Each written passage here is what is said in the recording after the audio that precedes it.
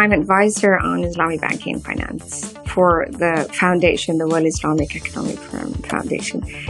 Essentially what I do generally is to engage different parts of the markets to look into the possibility of embracing Islamic finance in support of a greater Islamic economy. So, World Islamic Economic Foundation is really about promoting Islamic economies and improvement of the Islamic economies in the greater context of the global markets. Yeah. So any economy requires funding. So the funding of the Islamic economies is the bit where I come in. I advise governments, teach, educate different parts of the world about how Islamic finance is being done, or how they can, or what they can do to include Islamic finance into their main financial system.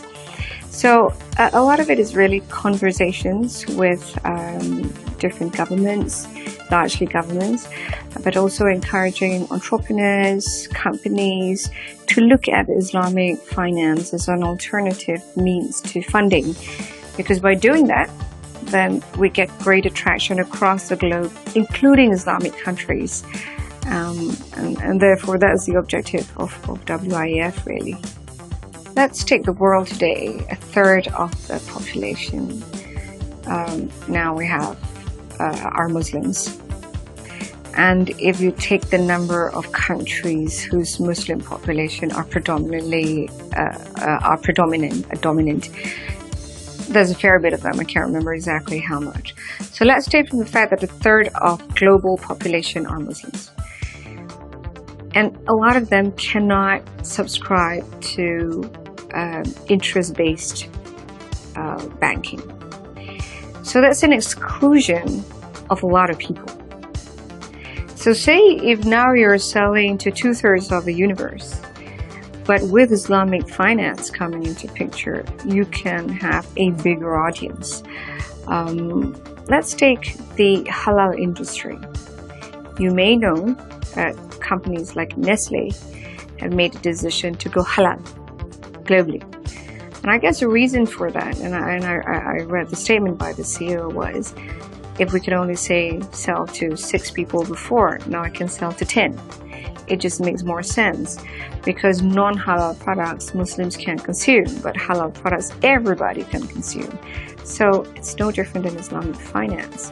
So if you embrace something that a bigger pot can subscribe to, you just have a bigger audience, and therefore you, in terms of sheer volume, you'd get the numbers in.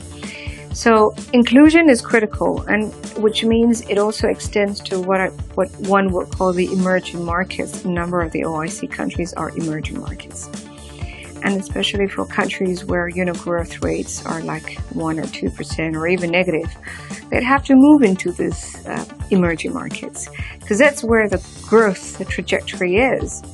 Actually, there's lots to go, especially in today's world of digital payments. And at WIEF, we're presenting this, we're providing a platform for people with ideas. It's called the Idea Pad. And so if you have an idea, you're given 15 minutes to go and pitch your ideas. And investors are there to hear you out. So if you've got a good idea, an investor likes it, and will put money.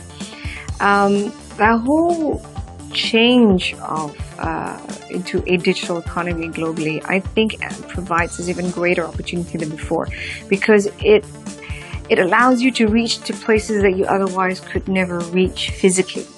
So, if you look at some markets in Africa, everybody has got a mobile phone. But banking penetration, let's just take Nigeria.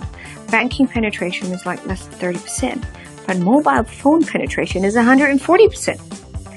So you could start introducing financial services through mobile phones. So mobility and online access to financial means now become real. And a lot of people wonder and say, but generally people think of the Islamic economies as being rather backward. And this is when I say, probably remind everybody that 1400 years ago, Islam was at the forefront of innovation and things. So it is time for the Islamic economies to come back and embrace its DNA on innovation. And with that, innovation, digital economy coupled with breakdowns of actually facilitates the breakdown of borders. So I think the theme is apt because this is the right time.